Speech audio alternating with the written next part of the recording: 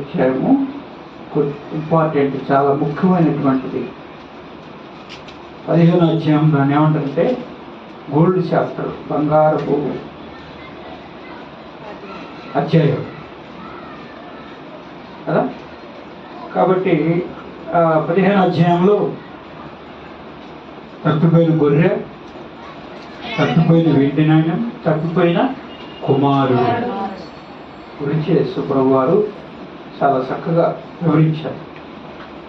కారణం ఏంటి, ఎందుకు అని అంటే 15వ అధ్యాయం మొదటి వచనంలో ఒకప్పుడు సమస్తమైన సుంకరులు పాపులను ఆయన బోధకులకు ఆయన దగ్గర వస్తుండగా పరిచయులు శాస్త్రులు అది చూసి పాపులను చేర్చుకొని వారితో కూడా భోజనం చేయుచున్నాడని సనుగుకున్నారు. ఎవరైనా బాగా డబ్బున్నవారు, ధర్మశాస్త్రం తెలిసిన వారు కదా. అయితే ధర్మశాస్త్రం తెలిసిన వారు పరిచయులు కూడా కొంతమంది రక్షించబడ్డారు కదా. నికోదేము కూడా యేసు ప్రభు వారి దగ్గరికి రాత్రిపూట వచ్చిన వ్యక్తి కూడా యేసు ప్రభుని రహస్య శిష్యుడుగా ఉన్నాడు. యోన ప్రభు దగ్గర వచ్చి నేర్చుకున్నాడు. పరలోకం ఎలాగెళ్ళాలనేది యేసు ప్రభు చెప్పాడు. ఒకడు నీటి ద్వారా, ఒకడు ఆత్మ ద్వారా నిర్మిస్తేనే కానీ పరలోక రాజ్యం చూడడని నిశ్చయంగా చెప్తున్నాయని నికోదేముకి దేవుడు చెప్పాడు ప్రభు. ఎన్ని స్తోత్రం. కాబట్టి అలాగే ఇక్కడ కూడా యేసు ప్రభు వారు తన శిష్యులతో ధనవంతుని యొద్ద ఒక గృహ నిర్వాహకుడు ఉండెను, వాడు అతని ఆస్తిని పాడు చేయుచున్నాడని అతని యొద్ద వాని నేరము మోపగా 16వ అధ్యాయంలో మొదటి వచ్చిందో ఇక్కడ ధనవంతుని గురించి చెప్తున్నాడు. ఒక గుమస్తా గృహ నిర్వాహకుడు ఉన్నాడు. అతను పిలిచి ఏమంటున్నాడు, నిన్ను గురించి నేను వింటున్న మాట ఏమిటి, నీ గృహ నిర్వహణకు లెక్క అప్పచెప్పు, నీవు ఇక మీదట గృహ నిర్వాహకుడై ఉండకొల్లదని వారితో చెప్పాను.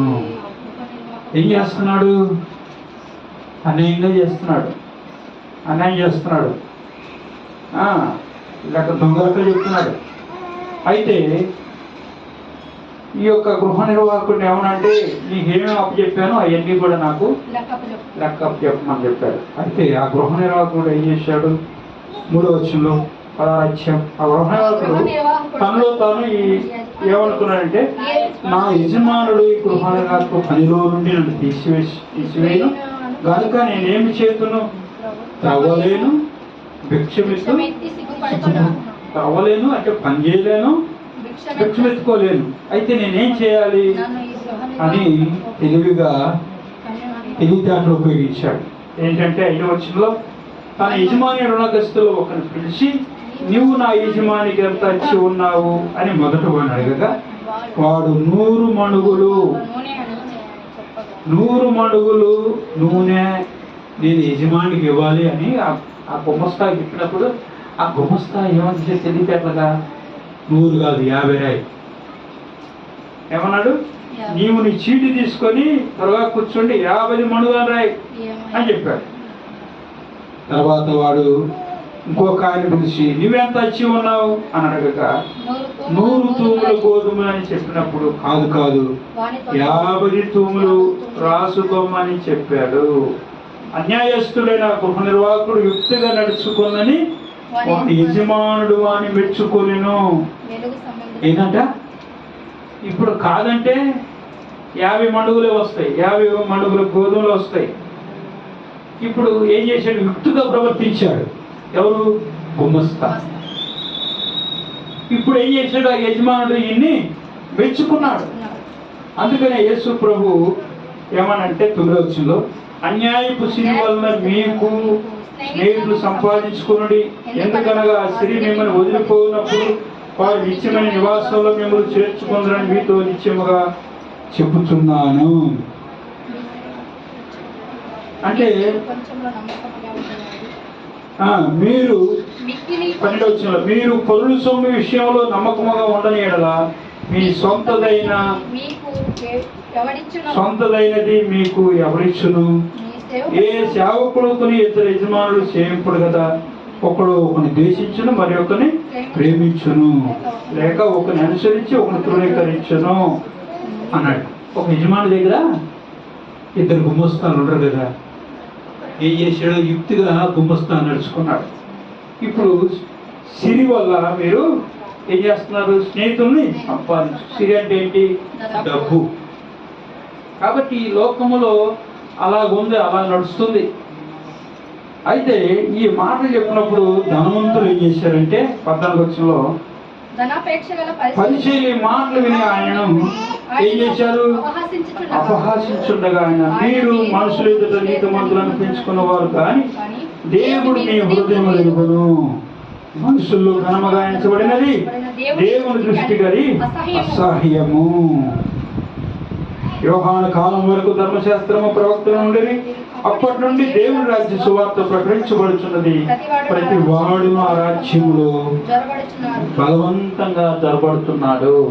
ఎలాగంటే బలవంతంగా జరబడుతున్నారు దేవుని రాజ్యంలోనికి. కాబట్టి మనుషులు ఎదుట మీరు నీతిమంతులని ఎంచుకుంటున్నారు, కానీ దేవుడు మీ హృదయములను ఎరుగును. మనుషుల్లో ఘనమగాయించబడిన దేవుని దృష్టికి ఏంటది? అసహ్యం. అంటే దేవుణ్ణి సంతోష పెట్టాలంటే ఎలా ఉండాలి? యథార్థంగా ఉండాలి. అన్యాయపు శిరులు దేవుడికి పనికిరా. యథార్థమైన జీవితం కలిగిన వారు ఉండాలని చెబుతూ యేసు ప్రభు ఈ ధనవంతుడి గురించి చెప్పాడు. అక్కడ ఏ విధంగా అయితే తక్కువైన గొర్రె, పోగొట్టుకున్న నాణ్యములు, అలాగే తక్కువైన కుమారుడు గురించి చెప్పాడో యేసు ప్రభు ఇప్పుడు ఏం చెప్తున్నాడంటే ధనవంతుడు దరిద్రుడు ఇద్దరు గురించి మన ముందుకి తీసుకొస్తున్నాడు. ఇద్దరు గురించి మన గురించి తెలియజేస్తున్నాడు. నిజంగా మరి పరలోకం ఉందా? పాతాళ లోకం ఉందా? ఉందా? అది పాతాళ లోకాన్నే కొద్దిగా వివరించి చెప్తారు నరకం అని. ఆ నరకాన్ని కొద్దిగా వివరించి చెప్తారు అగ్నిగుండం. ఆ అగ్నిగుండాన్ని ఇంకా వివరించి చెప్పేది అగ్ని ఆరదు. అయితే ఏంటంటే ఈ లోకం అనేది అంతం కాబోతుంది. దేవుని చిత్తం జరిగించేవాడు అంతం వరకు, అంతం వరకు సహించిన వాడే రక్షించబడును. తర్వాత యోహాను పత్రికలో ఉన్నది ఏమని? అంతం వరకు సహించిన వాడే రక్షించబడును. తర్వాత దేవుని చిత్తం జరిగించేవాడు. ఈ లోకము లోకాశయు గతించిపోవచ్చున్నది, దేవుని చిత్తము జరిగించేవాడు నిరంతరం నిలుస్తాడు. హల్లెలూయా. కాబట్టి ఇక్కడ ప్రియమైన వాళ్ళారా, ధనవంతుడు దరిద్రుడు. ధనవంతుడికి పేరు లేదు కానీ దరిద్రుడికి అయితే పేరున్నది. లాజరు అంటే అర్థం ఏంటి? దేవుని సహాయము అని అర్థం. రాజు అంటే ఏంటి? ఇంకొక ఆయన ఉన్నాడు లాజరు. ఆయన ఎక్కడుంటాడు? మార్తా మరియా సహోదరుడైన లాజరు. ఆ లాజరు రోగి అయి చనిపోతే యేసు ప్రభు వెళ్ళి సమాధిలో 44 రోజులు ఉన్న వ్యక్తిని లేపాడు, బ్రతికించాడు. ఆ లాజరు కాదు ఈ లాజరు. ఆ లాజరు వేరు, ఈ లాజరు. ఆ లాజరు వేరు, ఈ లాజరు. అయితే ధనవంతుల్లో కూడా ఉన్నారు బైబిల్లో. ఎవరు? అబ్రహాము, ఇస్సాకు, యాకోబు, దావీదు, సొలొమోను. ఇంకెవరున్నారు? ఇంకా చాలా మంది ఉన్నారు. అంటే ధనం ఉండటం మంచిది కాదని దేవుడు చెప్పట్లేదు, కానీ ధనవంతుడు కన్నా ఒంటి సూదిలో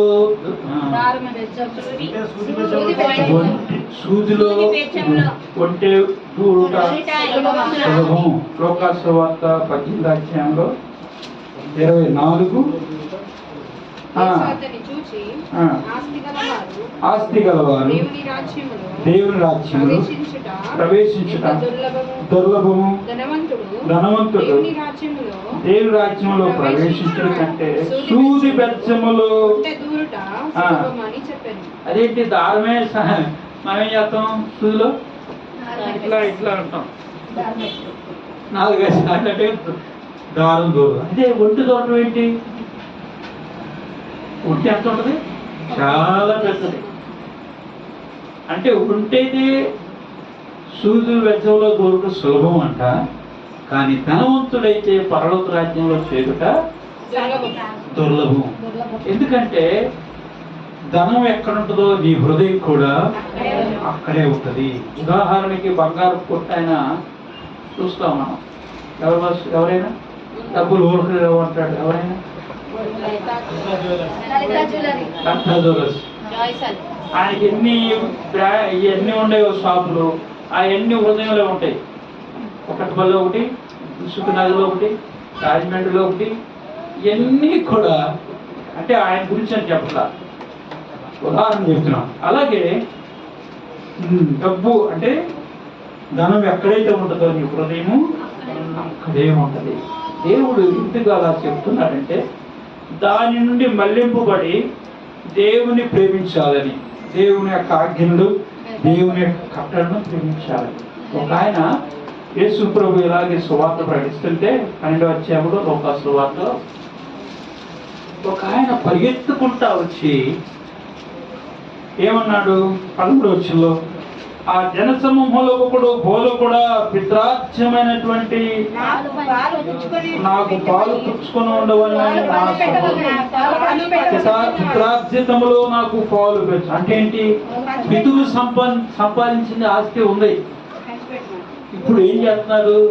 మేము అన్నంలో ఉన్నా వాడు ఎక్కువ కావాలన్నాడు, మా ఇంకో సహోదరుడు ఇంకా ఎక్కువ కావాలన్నాడు. అయ్యా నువ్వు వచ్చి ఏం చేయాలంట?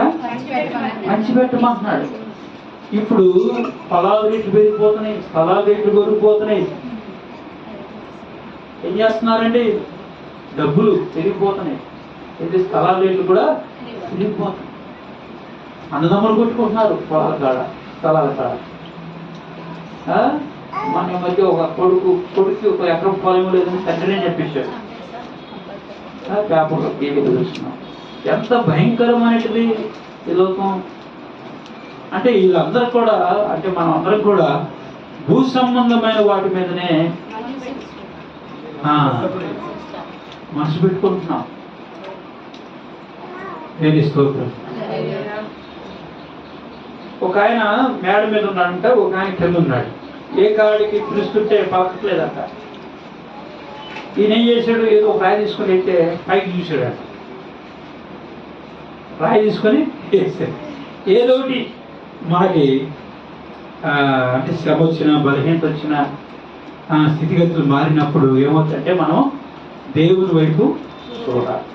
అందుకనే మీరు ఈ యొక్క లోకంలో మీరు మృతి పొందిన వారు ఏం పొందారు అంటే ఏంటి? మన జీవము క్రీస్తు కూడా ఉన్నది, దాచబడి ఉన్నది. నేను ఇక్కడున్నా, మీరు ఇక్కడున్నా, మన జీవం అనేది ఎక్కడుంది? క్రీస్తు కూడా ఉన్నది. పరలోకంలో నీ పేరు నా పేరు రాయబడి ఉన్నది. హల్లెలూయా. తప్పిపోయిన గొర్రె ఏ విధంగా దొరికిందో, పోగొట్టుకున్న నాణ్యం ఏ విధంగా దొరికిందో, తప్పిపోయిన కుమారుడు ఏ విధంగా తిరిగి వచ్చాడు తండ్రి దగ్గరికి, ఆ విధంగా మనం దేవుని దగ్గరికి వచ్చాం. కాబట్టి మన ఒక పాపి విషయంలో పరలోకంలో ఎంతో సంతోషం అంటారు. దేవదూతలు పండుగ చేసుకుంటాయి. హల్లెలూయా. కాబట్టి మనము పౌరుషత్వం అనేది ఈ లోకంలో లేదు. పౌరుషత్వం ఎక్కడుంది? మనకి పరలోకంలో ఉంది. హల్లెలూయా. ఎవరితో పోట్లాడకూడదు. అందుకని యేసు ప్రభువు చెప్పినటువంటి అవి ఏం చెప్పాడు? ఒక శబ్దం మీద కొడితే మొహం మీద వేసుకున్నా కూడా తుడుచుకు వేసుకోవాలి. హల్లెలూయా. యేసు ప్రభు కూడా ఆయన కొట్టినోళ్ళు కొట్టలేదు, వేసిన వారిని ఏమలేదు, బొళ్ళ కిరీటం కూర్చున్నా ఏమలేదు, చేతులకి కాళ్ళకి శిలలు కొట్టినా ఏమలేదు, ఈపు అంతా కూడా పొడగా ఏమలేదు. హల్లెలూయా. ఎందుకని ఏమలేదు? నాకు అధికారం లేదా? ఉంది. కానీ ఆయన ఎందుకు వచ్చాడంటే ఈ లోకంలో శ్రమపడి సిలువ వేయబడ్డానికి, మనందరం కూడా రక్షించడానికి, మనము కూడా ఆయన మార్గంలో నడవడానికి, క్రీస్తు యేసు నడిచినటువంటి మార్గంలో అడుగు జాడుల్లో నడవాలి. క్రీస్తుని పోయి క్రీస్తుతో నడవాలి. అంటే అవి నన్ను వెంబడించును. స్తోత్రం. కాబట్టి ప్రియమైన వాళ్ళరా, మనకి ఈ లోకంలో సంపాదించుకోవాలి కాదట్లేదు, కానీ ఆశ ఉండాలి, కానీ అత్యాశ ఉండకూడదు. ఏముండకూడదు? ఏముండకూడదు? ఆశ ఉండటం మానవుడు తప్పలేదు, అత్యాశ ఉండకూడదు. హల్లెలూయా. కాబట్టి ప్రియమైన వాళ్ళ, ఇక్కడ ఈ ధనవంతుడు ఆస్తి పంచిపెట్టమని యేసు ప్రభు దగ్గరకు వచ్చాడు. అయితే అక్కడ ఒక కథ చెప్పాడు యేసు ప్రభు. ఏం చెప్తున్నాడు? 16వ వచనంలో 12వ అధ్యాయము, ఒక ధనవంతుని భూమి సమృద్ధిగా పండెను. అప్పుడు అతడు నా పంట కూర్చుకొనుటకు నాకు స్థలము సాలదు కనుక నేనేమి చేతునని తనలో తాను ఆలోచించుకొని నేను ఇలా చేద్దాం అనుకున్నాడు. ఏమని? నా కొట్లు విప్పి వాటికంటే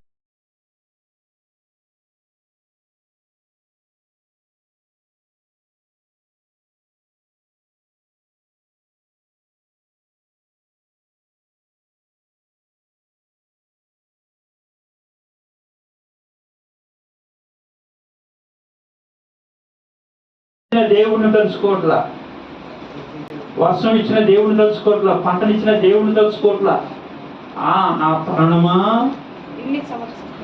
నా ప్రాణమా, అనేక సంవత్సరాలకు విస్తారమైన ఆస్తి నీకు సమకూర్చబడి ఉండే, నువ్వు తిను, నువ్వు సుఖించు, నువ్వు త్రాగు, సంతోషంగా ఉండమని కొన్నాడు. ఎక్కడ కూర్చున్నాడు? ఇక్కడ నా ఫ్యాన్ జరగలేదు. ఫ్యాన్ కింద కూర్చేసుకొని కాలు మీద కాలు వేసుకొని అనుకుంటున్నాడు మనసులో. అయితే దేవుడు ఏమంటున్నాడంటే వెర్రివాడా అంటే పిచ్చివాడా, ఈ రాత్రి ఏమడుగుతున్నాను, నీవు సిద్ధపరిచినవన్నీ ఎవడవని సిద్ధపరిచావు. అది ఎవరి కోసం? ఒకడు లోకమంతా సంపాదించుకొని చివరికి తన ప్రాణం పోగొట్టుకుంటే వానికి ఏమి ప్రయోజనం లేదు. దేవుని ఎడల ధనవంతుడు కాక, 21వ వచనం, దేవుని ఎడల ధనవంతుడు కావాలి మనం. హల్లెలూయా. తన కొరకే సమకూర్చుకున్నవాడు అలాగే ఉండని చెప్పాను. అది అందుకని యేసు ప్రభువు అన్నాడు శిష్యులతో, ఏమి తిందుమో, ఏమి త్రాగుదమో, ఏమి నీ ప్రాణం కూర్చొని, ఏమి ధరించుకున్నామో, నీ దేహమును కూర్చొని చింతపడకుడి. ఆహారము కంటే ప్రాణము, వస్త్రము కంటే దేహము గొప్పది. ఈ లోకంలో ఏంటంట, ఆహారము కంటే ప్రాణం గొప్పది, వస్త్రము కంటే దేహము గొప్పది. అంటే శరీరాన్ని రక్షించుకోవాలి, ఆత్మను రక్షించుకోవాలి, మన ప్రాణమును కాపాడుకోవాలి, మనం నిత్య జీవము కలిగి ఉండాలి. అంటే అది ఎవరి ద్వారా అవుతుందంటే యేసు ప్రభు ద్వారా. అందుకనే ఈ ధనవంతుడంట ఓదా రంగు వస్త్రములు ధరించుకొని, ఏంటంట వస్త్రములు, ఎలాంటి దారాలు వస్త్రాలంటే సన్న వస్త్ర దారములతో ధరించుకొని ఏం చేస్తున్నాడు? హల్లెలూయా. చాలా మంది ఏంటంటే ఆలోచన, డబ్బుంటే సుఖపడవచ్చు, బతుకున్నంత కాలం ఎలా బతుకు అంటే హాయిగా బతుకోవచ్చు అంటారు. నిజమేనా? గొడవలు వస్తాయి, కొట్లాడాలి, ఆస్తులు పంపకాలు కాదు, సమస్యలు వస్తాయి. తప్పిపోయిన కుమారు ఉన్నాడు కదా, నా ఆస్తి నాకు ఇచ్చేయి ఏమన్నాడు? నా ఇష్టం అన్నాడు. తండ్రి కాదంటాడా? ఎన్నోసార్లు చెప్పిట్టాడు, వాళ్ళని పిలిచి చెప్పుకుంటాడు. యవనస్తుడు కదా, కాదు నాకు మేధలు వచ్చేసింది, నా ఆస్తి నాకు కావాలి. ఆ కుర్రోడు కష్టపడ్డా? లేదు, తండ్రి ఆస్తి అది. కానీ దేవుడు ఆ తండ్రి ఇచ్చేస్తే ఇష్టం వచ్చినట్లుగా ఏం చేశాడు? 15వ అధ్యాయంలో లోకాసు సువార్త 17వ వచనంలో, 17 కాదండి, 13వ వచనంలో, కొన్ని దినములైన తర్వాత ఆ చిన్న కుమారుడు కూర్చుకొని దూరదేశంలో ప్రయాణం పోయి అతడు తన ఆస్తిని దుర్వ్యాపారం వలన పాడు చేశాను. అదంతా ఖర్చు చేసిన తర్వాత ఆ దేశమందు గొప్ప కరువు రాగా ఇబ్బంది పడసాగి ఆ దేశంలో ఒకరి చెత్త చేరేను. ఇప్పుడు ఏమని ఉన్న డబ్బులన్నీ పోయి, ఇప్పుడు ఫ్రెండ్స్ అంతా కూడా పోయారు. బెల్లం ఉంటే ఏమవుతుంది? బెల్లం అయిపోతే హల్లెలూయా. అయితే ఈయన చెడ్డ స్నేహితులు కోరుకొని సావాసం స్నేహితులతో చేసి డబ్బంతా తీసుకెళ్ళి పాడు చేసి ఇప్పుడు చివరికి పందులు కాసే ప్లేస్లోకి వెళ్ళిపోయాడు. ఆయన దగ్గర జీతాలు చేరాడు. అంత కరమెంట్కి వచ్చింది. ఇప్పుడు ఏమొచ్చింది? బుద్ధి వచ్చి నా తండ్రి దగ్గర ఎంతో మంది కూలీలు ఉన్నారయ్యా, అన్నం సమృద్ధిగా ఉంది మా ఇంటికాడ, చచ్చిపోతున్నాను. నేను లేచి దేవుని దగ్గరికి వెళ్ళి, తండ్రి పరలోకానికి నీకును నేను విరోధముగా నీ ఎదుటను ఏం చెప్పండి? పాపం అని అందరూ. పాపం వల్ల ఏమైపోయింది? డబ్బు పోయింది. నేను ఒక మాట చెప్తాను, మీరు ఒక అక్షరం తీసేసేది. పాపము కదా, పాప మధ్యలో తీసేయండి. మధ్యలో ఏమైంది? పాపం కాదు, పాము. పాపమే పాము. ఏమైంది? పట్టుకొని సాతాను ఏం చేశాడు? చివరికి పందులు కాపడానికి తీసుకెళ్ళాడు. పందులు తినే పొట్టు తినపడానికి, కడుపు నింపుకోవడానికి వెళ్ళాడండి. ఎంత ఘోరమైన బ్రతుకు జీవితం. హల్లెలూయా. అంటే ఏంటి? ఇక్కడ తండ్రి ఇంటికి దూరం అయిపోయాడు, తండ్రి ఇంట్లో సావాసానికి దూరం అయిపోయాడు, ఆస్తి తీసుకొని వెళ్ళిపోయాడు. ఇప్పుడంతా అయిపోయిన తర్వాత సంతోషం ఉందా? డబ్బులు ఉన్నప్పుడు ఉన్నంత సంతోషం మిగతా టైంలో ఉండదు. హల్లెలూయా. అందుకని దీపం ఉండగానే ఏం చేయాలి? మీరు సర్దు పెట్టుకోవాలి. ఎంతవరకు ఖర్చు పెట్టాలో అంతవరకే ఖర్చు పెట్టాలి. ఇందాక బ్రదర్ చెప్పినట్టుగా బంగారం లేకపోయినా అప్పు చేసి బంగారం కొంటే ఏమవుతుంది? మొత్తం మళ్ళీ బంగారం అమ్మి వాళ్ళ డబ్బులు అధికంగా మళ్ళీ ఉట్టి కట్టాలి. ఇవన్నీ ఎందుకు? హల్లెలూయా. అన్నిటికంటే దేవుని వాక్యము వెండి బంగారముల కంటే, జుట్టు తేనె దారుల కంటే మధురమైనది. ఇది బంగారపు గని, జీవజలపు గని. హల్లెలూయా. అవునా కాదు చెప్పండి? ఈ బైబిల్ చదువుతూ ఒక ఆయన, మోసే చిన్నప్పుడు ఆ పడవలో, పడవ కదా దాన్ని అంటారు, జంబు పెట్టిలో పెట్టారు కదా, కీలు. ఆ కీలు చదివి అక్కడికి వెళ్ళి పెట్రోలు బోరేశాడు, పెట్రోల్ పడింది. హల్లెలూయా కదా, దేవుని స్తోత్రం. కాబట్టి అన్నిటికంటే విలువైనది దేవుని యొక్క వాక్యం. అన్నిటికంటే నమ్మదగినది దేవుని యొక్క వాక్యం. నేను స్వస్థపరిచేది, నేను రక్షించేది, నీకు నెమ్మదినిచ్చేది, నీకు శాంతినిచ్చేది అన్నీ కూడా దేవుని మాటలే, దేవుని వాక్యమే. యవనస్తులారా, మీరు సామెతల గ్రంథం చదవండి. సామెతల గ్రంథం. హల్లెలూయా. సామెతల గ్రంథం ఎప్పుడు రాశాడంటే యవన కాలంలో ఉన్నప్పుడు రాశాడు. సొలొమోను రాశాడు. పెళ్ళైన తర్వాత రాసింది పరమగీతం. ఏంటంట? పరమగీతం. అన్ని అనుభవించిన తర్వాత రాసింది ఏమంటాడు? సూర్యుని కింద ఉన్న ప్రతిదీ కూడా వ్యర్థమే, వ్యర్థమే, గాలికి ప్రయాసపడినట్టుగా ఉంటుందంట. ప్రసంగి గ్రంథం. దేని స్తోత్రం. చాలా అద్భుతంగా ఉంటుంది. సామెతలు, తర్వాత పరమగీతం, తర్వాత ప్రసంగి. ఈ మూడు కూడా రాసింది సొలొమోనే. దేని స్తోత్రం. చాలా విలువైన మాటలండి. మనం బైబిల్ చదవం కానీ కదా, బైబిల్ చదివితే దానిలో ఎన్ని అర్థాలు ఉంటాయో, ఎంత మనకి హెచ్చరిక కలిగిన మాటలు మనం ఆశ్రయించబడే మాటలు, దీవించబడే మాటలు ఎన్ని ఉంటాయో. దేని స్తోత్రం. యోసేపు దాసుడుగా అమ్మబడి ఐగుప్తు దేశంలో ప్రధానమంత్రి అయ్యాడు. ఎలాగయ్యాడు అంటే దేవుడు అతనికి తోడే ఉండటం వల్ల. అమ్ముడిపోయిన ఆయన ఏం చేశాడు? దేశానికి ప్రధానమంత్రి అయ్యాడు. ఏమయ్యాడు? ప్రధానమంత్రి అయ్యాడు. కాబట్టి మరి ధనవంతులు దేవుని రాజ్యంలో ప్రవేశించడం కంటే సూది బెచ్చములు ఒంటి దొరట సులభము. అర్థమేంటి? హల్లెలూయా. యేసు ప్రభు ఎవరు పిలవడానికి వచ్చాడు? పాపులను, నీతిమంతులను పిలవడానికి రాలేదు. ఆరోగ్యము గలవారికి డాక్టర్ అవసరం లేదో, రోగం కలిగిన వారికి వైద్యుడు అవసరం. కాబట్టి యేసుక్రీస్తు ప్రభు ఎంత ధనవంతుడు మీరు చెప్పండి. ఎంత ధనవంతుడు చెప్పండి.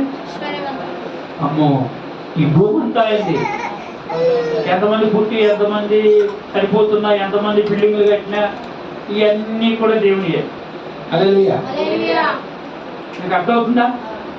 భూమియు దాని సంపూర్ణతయు నాది అన్నాడు కీర్తన 24వ కీర్తనలో. సమస్తం కూడా ఆయనే. ఈ భూమి ఆయనదే, చంద్రమండలం ఆయనదే, సూర్యుడు ఆయనదే, ఆకాశం ఆయనదే, సముద్రాలు ఆయనయే, పర్వతాలు ఆయనయే. హల్లెలూయా. ఆయన ఎవరంటే ఐశ్వర్యవంతుడు. పరలోకం ఆయనదే. ఆయన నివాసం ఎక్కడ? పరలోకం. కాబట్టి అన్నీ కూడా ఆయనే.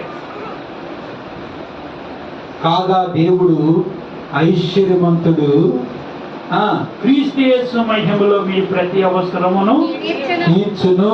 దేవుడు ఐశ్వర్యవంతుడు అండి. ఆయన లేనివాడు కాదు, ఆయన పేదవాడు కాదు. అలాంటి ఆయన ఈ లోకానికి ఎలాగొచ్చాడంటే దరిద్రుడిగా వచ్చాడు. దేనికి వచ్చాడు? మనలను ధనవంతులు చేయుటకు. ఎక్కడ ఉంది? కొరింథీయులకు రాసిన పత్రికలోను 8 వెరీ గుడ్ 9వ వచనంలో ఉంది. మీరు మన ప్రభు అయిన యేసుక్రీస్తు కృపను ఎరుగుదురు కదా. ఆయన ధనవంతుడై ఉండి, ఆయన ధనవంతుడై ఉండి మీరు తన దారిద్ర్యతం వలన ధనవంతులు కావాలని మీ నిమిత్తము దరిద్రుడాయను. యేసు ప్రభు ఈ లోకానికి ఎక్కడ పుట్టాడు? ఈ లోకంలో దరిద్రుడిగా వచ్చాడు. పశువుల పాకాలు పొరులు పెట్టారు. ఆయన నివాసాలు ఎక్కడ? కొండల్లో, గుహల్లో. మనిషి కుమారుడు తలదాల్చుకోవడానికైనా స్థలము లేదు. హల్లెలూయా. మనమైనా రోజుకో రోజు మార్చి రోజు నీళ్ళు పట్టుకుంటాం. హల్లెలూయా. గృహాలు ఉన్నాయి, గృహాల్లో నివాసం చేస్తున్న యేసు ప్రభు అలా కాదు. ఆయన అడ్రస్ ఎక్కడ? అడ్రస్ ఎక్కడండి? గెచ్చమేని తోట, తర్వాత గలిలయ సముద్రం, ఆ తీరాన్ని నడిచేవాడు, తర్వాత గుహల్లో ఉండేవాడు. ఎప్పుడైనా పేతురు ఇంట్లోకి వచ్చి సమాజ మందిరంలో బోధించేవాడు. హల్లెలూయా. అయితే ఏం చేశాడు? ఏం జరిగిందంటే గెచ్చమేని తోటలో ఆయన రుబ్బబడ్డాడు. ఏం చేయడు? రుబ్బబట్టడం అంటే ఏంటి? నలగొట్టబడ్డాడు. కన్నీరు కార్చినప్పుడు రక్తమే, ఆ కన్నీరే రక్త బిందువైంది. ఆ గిన్నె కూడా తాగేశాడు. అక్కడి నుంచి కలవరి కొండ వరకు కొట్టబడి, పిండబడి, ఎన్నో శ్రమలు పడి కలవరి కొండ మీద, ఆ కలవరి కొండ మీద పెనం అంటారు. ఎవరు? పెనం మీద రొట్టిగా వేర్చబడ్డాడు. అంటే ఆయన ధనవంతుడే ఉండి మన కొరకు దరిద్రుడాయాడు. దేనికి? మనల్ని ధనవంతులు చేయుటకు. ధనవంతుడవై ఉండెయు మా కొరకు దరిద్రునిగా మారినావు. ధనవంతుడవై ఉండెయు మా కొరకు దరిద్రునిగా మారినావు. నన్ను ధనవంతునిగా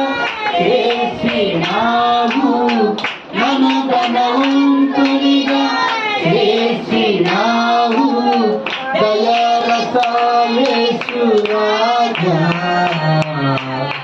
దేవుని స్వరూపము కలిగిన వాడా మనిషిని పోలికగా పుట్టినావు దేవుని స్వరూపము కలిగిన వాడా మనిషిని పోలికగా పుట్టినావు. హల్లెలూయా. మీకు వాక్యం అర్థమవుతుందో లేదో కానీ దేవుడు మనల్ని ధనవంతులు చూసాడు. ధనవంతుడు అంటే ధనం అంటే డబ్బు అనుకోవద్దు. రక్షణ, పరలోకం.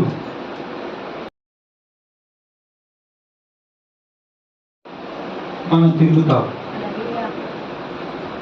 అక్కడ ధనం కూర్చుకున్నవాడు ధన్యుడు అంటాడు. పరలోకంలో చిమ్మట కొట్టదు, దొంగలు రారు.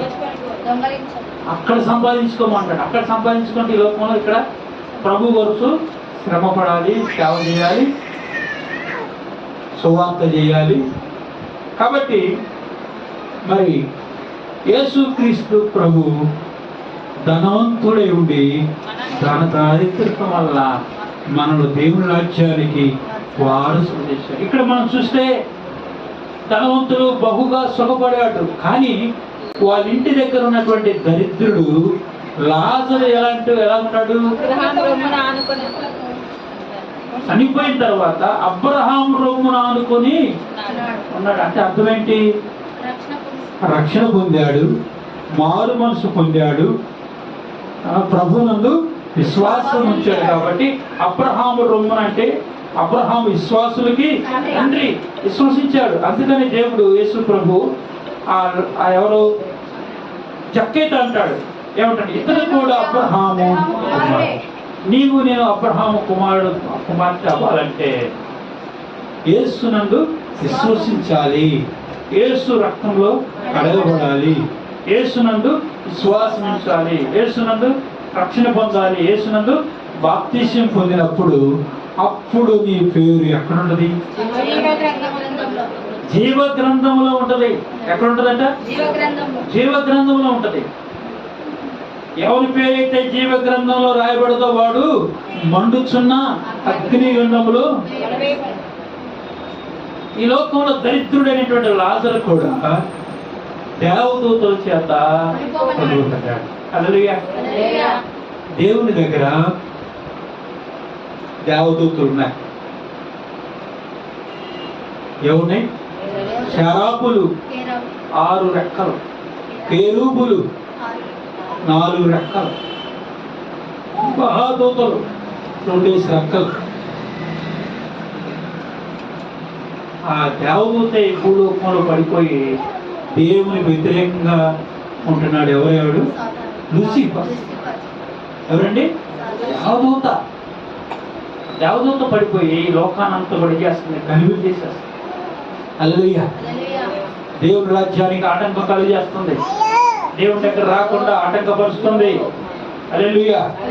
రక్షణ పొందకుండా వాయిదాలు ఇస్తుంది. ఒక సహోదరి ఒకసారి రాత్రిపూట వాక్యం మీటింగ్ జరుగుతుంటే వచ్చి వాక్యం ఉంది. కాదు, ఇంకో సహోదరి మామూలుగా బయట. సరే ఏమనుకుందంటే, సరే రేపు కాక ఎల్లుండు నేను మారు మనసు పొంది బాప్తిసం తీసుకుందామని అనుకుంది. ఆ తెల్లారి ఎక్కడ ఫంక్షన్ ఉంటే ఇల్లు వస్తుంది. ఇల్లు వచ్చేలోపు మధ్యలో యాక్సిడెంట్ అయింది, చచ్చిపోయింది. ఏం చేయాలి? దీపం వెలిగించి చీపురు తీసుకొని ఊడ్చి తప్పిపోయిన నాణ్యము దొరుకు వరకు వెదకదా. హల్లెలూయా. ఎక్కడ ఏ స్థితిలో పడిపోయావో నీ మొదటి ప్రేమ, ప్రకటన గ్రంథం వాక్యం ఉంది. ఏ స్థితిలో నీవు పడిపోయావో తప్పిపోయిన కుమారుడు వలె 2వ అధ్యాయము 5వ వచనం. నీవు ఏ స్థితిలో నుండి పడితివో అది జ్ఞాపం చేసుకొని మారు మనసు పొంది ఆ మొదటి క్రియలు చేయము. అట్లు చేసి నీవు మారు మనసు పొందుతావా? సరే, లేకపోతే దీప స్తంభాన్ని తీసేస్తాను. హల్లెలూయా. అసలు మెయిన్ రక్షణ పొందిన మనకి మారు మనసు ఉండాలి, పాపక్షమాపణ ఉండాలి. మనం ఎప్పటికప్పుడు వాక్యంతో సరి చేసుకుంటూ ఉండాలి, మన బలహీనత నుంచి విడిపించబడాలి. హల్లెలూయా. అర్థమవుతుందండి? నేను క్రీస్తును పోలి ఉన్నానని పౌలు ఏ విధంగా చెప్పాడో ఆ విధంగా మనం కూడా క్రీస్తును పోలి నడుచుకోవాలి. యూదాయలోను సమరయలోను భూతి గంటల వరకు ఎలా ఉండాలి? సాక్షులై ఉండాలి. హల్లెలూయా. అలా లేకుండా నేను యేసు ప్రభు దగ్గరకు వచ్చానులే, నేను చర్చికి వస్తున్నాలే, నేను పరలోకం వెళ్తాను అనుకుంటే గ్యారెంటీ లేదు. అందుకని నికోదేముతో యేసు ప్రభు ఏం చెప్తాడంటే, ఒకడు కొత్తగా జన్మించాలి, నీటి ద్వారా ఆత్మ మూలంగా జన్మిస్తేనే గాని. బాప్తీసం తీసుకోవడం ఈజే అయ్యా, వెనకాల యవనస్తులారా వినండి. బాప్తీసం తీసుకోవడం ఈజే, వాళ్ళందరూ తీసుకున్నా, నేను కూడా తీసుకున్నా. బాప్తీసం తీసుకోవడం ఈజే, నీళ్ళ మునగడం ఈజే, కానీ ఆత్మీయంగా నడిపించబడడం చాలా కష్టం.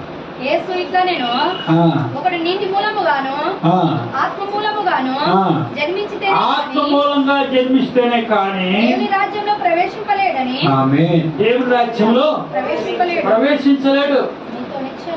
మీరు చదవండి రోమపత్రిక 6వ అధ్యాయము. ప్రకృతి సంబంధమైనటువంటి మనిషి పౌలు. 7వ అధ్యాయంలోకి వచ్చినప్పటికి శరీర సంబంధమైన మనిషి పౌలు. 8వ అధ్యాయంలోకి వచ్చినప్పటికి ఆత్మ సంబంధి. హల్లెలూయా. మనమందరం కూడా అంతే, ప్రకృతిలో పుట్టాము, కానీ ఇప్పుడు మనము శరీరంలో ఉన్నాము. కానీ ఏదంట, మనలో దేవుని ఆత్మ నివసించిన ఎడల ఏమన్నాడు తెలుసా? గలతీయులకు రాసిన పత్రికలో, మీరు 5వ అధ్యాయము గలతీయులకు రాసిన పత్రికలో 11 అయిపోయింది, ముగించారు కొద్ది నిమిషాలు. 5వ అధ్యాయము 16వ వచనం. ఏమనగా ఆత్మానుసారంగా నడుచుకోండి, అప్పుడు మీరు శరీరేచ్ఛలను నెరవేర్చరు. శరీరమునకు ఆత్మనకు, ఆత్మ శరీరమునకు వ్యతిరేకముగా ఒకదానికొకటి అపేక్షించున్నాయి. మీకు తెలుసా,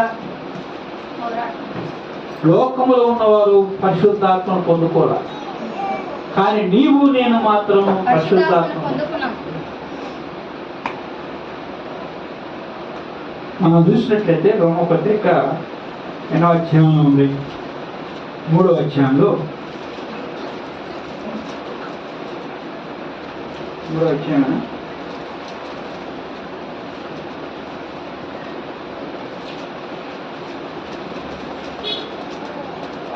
8వ అధ్యాయంలో ఉంది. 8వ అధ్యాయం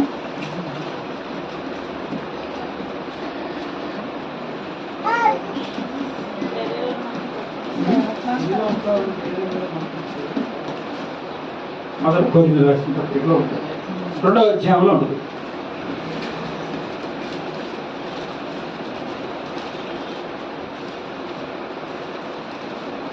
తొమ్మిదవ వచనంలో, ఇందును గురించి దేవుడు తను ప్రేమించి వారి కొరకు ఏమి సిద్ధపరిచినవి కంటికి కనపడలేదు, చెవికి వినపడలేదు, హృదయం ఏమి సిద్ధపరిచాడు అంటే పరలోకము బయలుపరిచాడు, తన ఆత్మ మనకి బయలుపరిచాడు. హల్లెలూయా.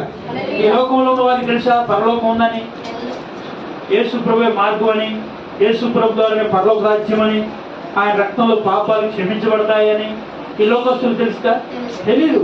ఎందుకంటే వారు ఒక మనుషుని సంగతులు అతనిలో ఉన్న మనుషాత్మకే కానీ మనుషులలో మరి ఎవరికి తెలియదు. అలాగే దేవుని సంగతులు దేవుని ఆత్మకే కానీ మరి ఎవరికి తెలియదు. 13 వచ్చిన దేవుని వలన మనకు దయచేయబడిన తెలుసుకున్నకై మనము లౌకిక ఆత్మను కాక దేవుని యొద్ద నుండి వచ్చు ఆత్మను పొంది ఉన్నాము. హల్లెలూయా. మనం ఇదే మాటలు ఆత్మ సంబంధమైన మాటలు, జీవం కలిగిన మాటలు, జీవింప చేసే శక్తి కలిగినటువంటి మాటలు మనం. హల్లెలూయా. అర్థవుతుందా? లౌకిక సంబంధమైనది కాదు, ప్రకృతి సంబంధమైనది కాదు. మనము శరీరేచ్ఛల వల్ల పుట్టలేదు. యోహాను సువార్తలో ఉంటుంది, మానసేత్స వలన పుట్టలేదు. అంటే మీకు అర్థమవుతుందా? మనము దేవుని రక్తం వల్ల దేవుని పిల్లలుగా మనం ఉన్నాం ఈ లోకంలో. చూడండి యోహాను సువార్త 1వ అధ్యాయం 12వ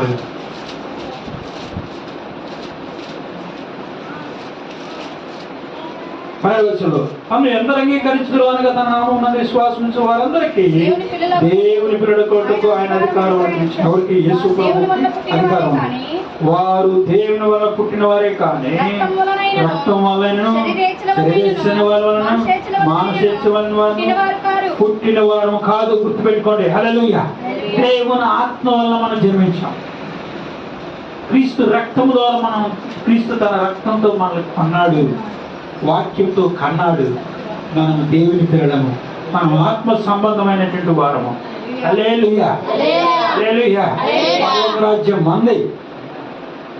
పరలోక రాజ్యం ఎవరిది? మంది. కాబట్టి ఇక్కడ మనం చూసినట్లయితే లాజరు అబ్రహాము రొమ్మున దేవదూతల చేత పంపబడ్డాడు. ఏం చేస్తున్నాడు? భూలోకంలో ఒక్క చేత నాకబడ్డాడు. గురుపులు ఒంటి నిండా ఇంటి వాకిలి పడి ఉన్నటువంటి ధనవంతుడు పారేసిన మొక్క తిన్నాడు. కానీ పరలోకములో నెమ్మది, సుఖము ఎక్కడుంది? పరలోకంలో ఎలా ఉంది? నెమ్మది పొందుతున్నాడు. ధనవంతుడు మరణించి అగ్నిలో ఉన్నాడు. ధనవంతుడు మరణించి అగ్నిలో ఉన్నాడు. అబ్రహాము రొమ్ముపై లాజరును చూచాడు. అబ్రహాము రొమ్ముపై ధనవంతుడు చూసి ఆశ్చర్యపడ్డాడు. ధనవంతుడు చూసి ఆశ్చర్యపడ్డాడు.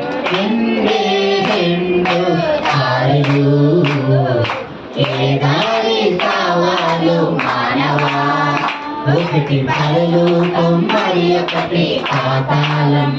ఒకటి పరలోకం మరి ఒకటి పాతాళం. పరలోకం కావాలో పాతాళం కావాలో, పరలోకం కావాలో పాతాళం కావాలో తెలుసుకో మానవా, తెలుసుకో మానవా. దీని స్తోత్రం. పాతాళ లోకం అనేది పాత నిబంధనలో ఉంది. పరిశుద్ధులందరూ పాతాళ లోకంలో బంధించబడ్డారు సాతాను చేత. ఎప్పుడైతే యేసు ప్రభువు సిలువ వేయబడ్డాడో 3 రోజులు సమాధిలో ఉన్నాడు. అప్పుడు పాతాళ లోకంలోకి వెళ్ళి సాతాను చేత బంధించబడిన వారందరినీ కూడా పరదేశి తీసుకొని వచ్చాడు. ఎక్కడికి? దొంగతో కూడా అంటాడు యేసు ప్రభువు, నేను నాతో కూడా పరదేశిలో ఉన్నాడు. అబ్బా హల్లెలూయా. దొంగతనం చేసిన, పాపం చేసిన చివరి క్షణాల్లో దేవుని వైపు, శిలువ వైపు చూసి ఈ నిజంగా దేవుని కుమారుడు నమ్మి, ఈయన ఏ పాపం లేడు అని నమ్మి, అయ్యా నన్ను క్షమించి నీవు నీ రాజ్యంలో వచ్చినప్పుడు నన్ను జ్ఞాపకం చేసుకో. ఎక్కడున్నాడు రాజు? ఎక్కడున్నాడు? ధనవంతుడు ఎక్కడున్నాడు? అగ్నిగుండంలో యాత్ర పడుతున్నాడు. హల్లెలూయా. మరి ధనవంతుడికి భూలోకంలో ఉన్నప్పుడు దేవుడు గుర్తు రాలేదు. దేవుడి వాక్యం మొదట ఆజ్ఞ ఏంటి? నీ దేవుడైన యెహోవాను పూర్ణ హృదయంతో, ఈ పూర్ణ ఆత్మతో, పూర్ణ బలంతో, పూర్ణ శక్తితో ప్రేమించాడా? ప్రేమించలా. దరిద్రుడు ఇంటికాడికి వచ్చినప్పుడు తినే రొట్టె ముక్క ఇచ్చాడా? ఇవ్వలా. తిని పడేసి తిన్నాడు ఆయన. హల్లెలూయా. ఎవరు గొప్ప? లాజరే పరలోకంలో ఉన్నాడు. దేవుని స్తోత్రం. దేవుని పట్టించుకోలేదు, గురువారిని పట్టించుకోలేదు. హల్లెలూయా. అయితే మత్తయి సువార్తలో ఒక పేదరాలు ఉంది. ఎవరండి? పేద విధవరాలు. ఆమె ఏం చేసింది? ఆమె జీవనోపాధికి ఉంచుకుంది. ఎంత? 2 కాసులు. ఇప్పుడు 2 కాసులు వేరు, అప్పుడు 2 కాసులు వేరు. అలా హల్లెలూయా. అలా మనం అయితే పాల్గొడతాం. విధవరాలు 2 కాసులు. అసలు ధనవంతులు చూసి యేసు ప్రభువు ఎవరండి? ఒక సువార్త 1వ అధ్యాయం 1వ వచనంలో కానుక పెట్టెలో తమ కానుకలు వేయిచున్న ధనవంతులను ఆయన చూసి పారచూచెను. ఒక భేద విరోధాలు 2 కాసులు అందులో వేయించుండగా చూచి ఈ భేద విరోధాలు అందరికంటే ధనవంతులేంటి, ధనము వాళ్ళ పొంది దానిలోంచి తీసుకొచ్చి దేవుడికి కానుకలు ఇచ్చారు. కానీ ఈమెతే వారందరూ తమకు కలిగిన సమృద్ధిలో ఉండి కానుకలు వేశారు. కానీ ఈమె తన లేమిలో తనకు కలిగినదంతయు హల్లెలూయా. చూడండి, ఈ పేద విధవరాలు తన కొన్నదంతా కూడా ఇస్తే ధనవంతులను చూసి యేసు ప్రభు అంటే ఎవరు మెచ్చుకున్నాడు? ధనవంతులు మెచ్చుకున్నాడా? విధవరాలు మెచ్చుకున్నాడా? హల్లెలూయా. కాబట్టి ఇక్కడ చూడండి, పేదలైన వారు ధన్యులు పరలోక రాజ్యము. పేదలైన వారు పేదలకు సువార్త ప్రకటించడానికి ఆయన అభిషేకించబడి వచ్చారు. హల్లెలూయా. చాలా సంతోషం. పేదలైన వారు మనందరం రక్షించబడ్డాం. ఆత్మ విషయంలో దీనిలైన వారు ధన్యులు పరలోక రాజ్యము వారిది. పరలోక రాజ్యం ఎవరిది? మందే. హల్లెలూయా కదండి.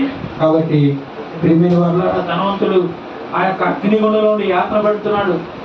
అక్కడ ప్రార్థన చేస్తున్నాడు నరకంలో. అక్కడ ప్రార్థన దేవుడు వింటాడా? ఇక్కడ ప్రార్థన వింటాడు దేవుడు? ఇక్కడే ప్రార్థన వింటాడు. పరలోకంలో పాతాళ లోకంలో ప్రార్థన విండు. సరే, అక్కడికే ఉన్నట్టే అబ్రహాము తండ్రి అబ్రహామా, త్వరగా తండ్రి అబ్రహామా నా ఎందుకు కనికరపడి తన వేలును నేలలో ముంచి నా నాలుకను చల్లార్చుటకు లాజరును పంపు, నీ అగ్నిజ్వాలలు యాతన పడుతున్నానని కేకలు వేసి చెప్పాను. హల్లెలూయా. ప్రియమైన వారు అగ్నిగుండంలో అల్లాడుతున్నాడు. ఏం కావాలి? మంటలో ఉన్న వారికి ఏం కావాలంట? నీళ్లు కావాలి. హల్లెలూయా. నీళ్లు కావాలి. లాజరు ఒక నీటిని చొప్పించి పంపించాడు. ఎవరో ధనవంతుడు. హల్లెలూయా. అంటే పిల్లరా, మన మధ్య యువాను ప్రమాదంలో ఎంతమంది చచ్చిపోయారు? 200 అల్లాడిపోయారు. అందులో చూస్తే అందరూ భార్య, కానీ అందరి గురించి ఒక ఫ్యామిలీ మాత్రం 3 పిల్లలు భార్య భర్తలు కాదు.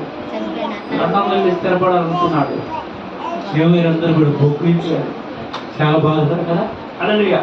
అయితే నేనేం చేశానంటే ఆ ప్రమాదం గురించి తెలియగానే చూడగలిగే ఒక ఫోన్లో గురించి ప్రార్థిస్తాను. ప్రభు వారి ఆత్మలో ఈ స్వాధీనంలో ఉండుగా. సముద్రంలో చచ్చిపోయిన వారందరూ మరలా బతుకుతారు. అగ్నిలో కాలిపోయిన వాళ్ళందరూ మరలా బతుకుతారు. భూమిలో పాతిపెట్టిన వారందరూ మరలా బతుకుతారు. సమాధిలో చనిపోయిన వాళ్ళందరూ సమాధిలోంచి లేస్తారండి. కానీ తీర్పు ఉండదు. తీర్పు ఉన్నప్పుడు నీ ఆత్మ లాజరు వలె పరలోకంలో నిత్యము దేవునితో ఉంటావు. హల్లెలూయా. లేకపోతే ధనవంతుడు లాగా ఉంటే ఎక్కడుంటాము? అగ్నిలో ఉంటాం. అగ్ని ఆరదు. అయితే ప్రభు ఏమంటాడంటే ఇక్కడ ఇప్పుడు అయితే వాడు ఏమవుతున్నాడు? లాజరు నమ్మబోతున్నాడు. కానీ నీవైతే యాతన పడుతున్నావు. ధనవంతుడా, నేనేం చేయలేనయ్యా, నీకు నాకు మధ్య అగాధం ఉన్నది. అక్కడో వెళ్ళబోవడానికి ఇక్కడ పోవడానికి లేదు. ఇక్కడైతే అన్ని మనం తిరిగి వస్తాం, మన ఊళ్ళో పోతాం, అన్ని ప్రయాణం చేస్తాం. అక్కడ మాత్రం ఎక్కడో అక్కడే, ఎక్కడో అక్కడే. చెప్పు సాంబార్ బుట్టి అంటే అర్థం ఏంటి? నాకు అర్థం కాదు. ఎక్కడ వాళ్ళు అక్కడే గప్చిప్ సాంబార్ బుట్టి అంటారు. పిల్లలు ఆడుకుంటారు కదా, అట్లానే. కాబట్టి దేవుడు మన ఒకరితో పాలు అవ్వడానికి పిలవలేదు. హల్లెలూయా. నరకానికి మనం పాత్రలు కాకూడదు. ఏం చేయాలి? దీపూర్ణంగానే. అయితే ఒక మాట అండి, ఏమనుకోకండి. ఒకే ఒక క్వశ్చన్ ఇస్తే ప్రభుని, అయ్యా ఈ యాత్రని తట్టుకోలేకపోతున్నాను. నా ఇంటి దగ్గర 5 సహోదరులు ఉన్నారు. వాళ్ళ దగ్గరకైనా ఈ లాజరుని పంపమంటే పసాక లాజరే కావాలంటాడే. భూలోకంలో గుర్తు రాలేదు రాజు. ఈ పాతాళలో ఉన్నప్పుడు లాజరు గుర్తుకొస్తున్నాడు. అంటే ఏమనంటే, అయ్యా లాజరు వెళ్ళాడు అనుకో, నమ్ముతారా? చచ్చిపోయిన వచ్చాడు పరిగెత్తుతారు. మన చచ్చిపోయి మళ్ళీ లేచి వెళ్తున్నాడు అని చెప్పి పరిగెత్తుతారు. నమ్మరు. కింద ప్రవక్తలు ఉన్నారు. వారు మాటలు వినిన నమ్మిన ఎడల వారు రక్షించబడతారు. హల్లెలూయా. ఈయన చాలా బాధపడుతున్నాడు కుటుంబ విషయంలో. కాబట్టి కుటుంబం అంతా రక్షించబడాలి. కాబట్టి మనకు తెలిసిన వారికి సువార్త ప్రకటించాలి. కాబట్టి ఏంటంటే దేవుని యొక్క ఉద్దేశం ఏంటంటే అందరూ అంతటా మారు మనసు పొందాలి. హల్లెలూయా. ప్రభువుని తెలుసుకోవాలి. ఇది మతం కాదు, ఇది మార్గము. అందుకని ఈ లోకంలో మనం ఈ ఆరాధనలు, ప్రార్థనలు, కుటుంబ ప్రార్థనలు అది ఇది చేస్తున్నామంటే దేవుని రాజ్యం కొరకే. దేవుని రాజ్యం ఏమడు? ఆకలి తప్పులు ఉండదు, కన్నీరు ఉండదు, బాధ ఉండదు, ఏడుపు ఉండదు, ఏముండదు. పరిశుద్ధాత్మలందరి ఆనందము, సంతోషము. ఆ పరలోకాన్ని భూలోకంలో నీవు నేను అనుభవించాలి. హల్లెలూయా. పరలోక రాజ్యం మీ మధ్య ఉన్నదన్నాడు దేవుడు. పరలోక రాజ్యం మీ వద్దకు వచ్చి ఉన్నదన్నాడు. హల్లెలూయా. ఈ భూలోకంలోని పరలోక రాజ్యాన్ని యేసయ్యను మనం అనుభవించాలి. అక్కడ ఆనందాన్ని ఇక్కడ పొందుకోవాలి. నీ సన్నిధానంలో సంపూర్ణమైన సంతోషము, సమాధానము. హల్లెలూయా. కాబట్టి ప్రియమైన వాళ్ళారా, ఒక వచనం చదివి ముగించుకున్నామా? సామెతల గ్రంథం 19వ అధ్యాయము 17వ వచనము. 19-17 వచనంలో వీధులను కరుణించేవాడు యెహోవాకు అప్పిచ్చేవాడు. వారి ఉపకారమునకు ఆయన ప్రత్యుత్తరము. వేదనలు పట్టించుకుంటే, వేదనకు అప్పిస్తే దేవునికి అప్పించినట్టంట. హల్లెలూయా. మరి ఏనాడు కూడా ధనవంతులు దేవుని ఆజ్ఞలు, కట్టడాలు గాయకున్నట్లు మనం చూడలేదు. హల్లెలూయా. కాబట్టి ఈ యొక్క ఉదయకాల సమయంలో, మధ్యాహ్న కాల సమయంలో మన ఆత్మలో మన ఎవరి వాడు మనం పరీక్షించుకోవాలి కదా. యేసు ప్రభు నేను ఆయనతో పాటు వెళ్తానా, ఆయన రాజ్యంలో ఉపయోగాలు ఉంటానా అని పరీక్షించుకున్నాం, కళ్ళు మూసుకున్నాం, ప్రార్థన చేసుకున్నాం. స్తోత్రం, స్తోత్రం, స్తోత్రం, స్తోత్రం. హల్లెలూయా, హల్లెలూయా, హల్లెలూయా, హల్లెలూయా. తండ్రి, నేను రక్షించబడ్డాను, నా కుటుంబంలో వారు రక్షించబడాలి. మా కుటుంబం అంతా రక్షించబడ్డారు, మాకు తెలిసిన వారు రక్షించబడాలి. ఒక్కరు నరకాన పోవటం నీకు ఇష్టం లేదు, మాకు కూడా ఇష్టం లేదు. ప్రభు, నీ వాక్యం సత్యం, నీ వాక్యం యథార్థమైనది. దేవా, దొంగను చూసి నేడు నాతో కూడా పరదేశంలో ఉండు అని చెప్పారు ప్రభు. లాజరైతే అబ్రహామును మనం అనుకూల్చు సంతోషంగా ఉన్నాడు తండ్రి. ధనవంతుడైతే ప్రభా పాతాళంలో యాతన పడుతున్నాడు. మా ఆత్మను మేము రక్షించుకోవాలి. మా ఆత్మ నీ రక్తంతో శుద్ధి చేయబడాలి. మా మనస్సు నీ రక్తంతో శుద్ధి చేయబడాలి. మా హృదయము నీ రక్తంతో శుద్ధి చేయబడాలి. నీ వాక్యము తండ్రి మా పాదముకు దీపమే ఉన్నది, మా త్రోవకు వెలుగే ఉన్నది కదా తండ్రి. వందనాలు. మేము చేసిన ఏమైనా పొరపాట్లు ఉంటే, అవిధేతలు ఉంటే ప్రభా, మాటలు, చూపులు, తలంపులు, ఆలోచనలు తండ్రి ఏమైనా పొరపాట్లు ఉండి తండ్రి క్షమించు అయ్యా. అయ్యా, జీవ గ్రంథంలో మా పేరు రాయనైనా నైనా ధనవంతుల వల్ల మేము నైనా అగ్నిగుండంలో ఉండకూడదు. అయ్యా, మా కుటుంబస్తులు ఉండకూడదు. మాకు తెలిసిన వారు, మా దేశస్తులు, మా రాష్ట్ర ప్రజలు అయ్యా, ఇరు పొరుగు వారు ఎవరు కూడా నరకంలో ఉండకూడదు నాయన. అయ్యా, ధనవంతుడే ఉండి మా కొరకు దరిద్రుడిగా ఈ లోకంలో జీవించావయ్యా. అయ్యా, మమ్మల్ని ధనవంతులుగా చేశారు, పరలోక రాజ్యానికి వారసులుగా చేశారు తండ్రి. అయ్యా, మేము ఎంతో ధనవంతులనైనా నిన్ను బట్టి అబ్రాహాము యొక్క ఆశీర్వాదము ప్రభు మాకు అనుగ్రహించిన దేవా వందనాలు తండ్రి. నీ ఆజ్ఞలను ప్రాముఖ్యంగా మేము కైకొనాలని వేడుకుంటూ యేసు నామములో ప్రార్థిస్తున్నాం తండ్రి. ఆమేన్.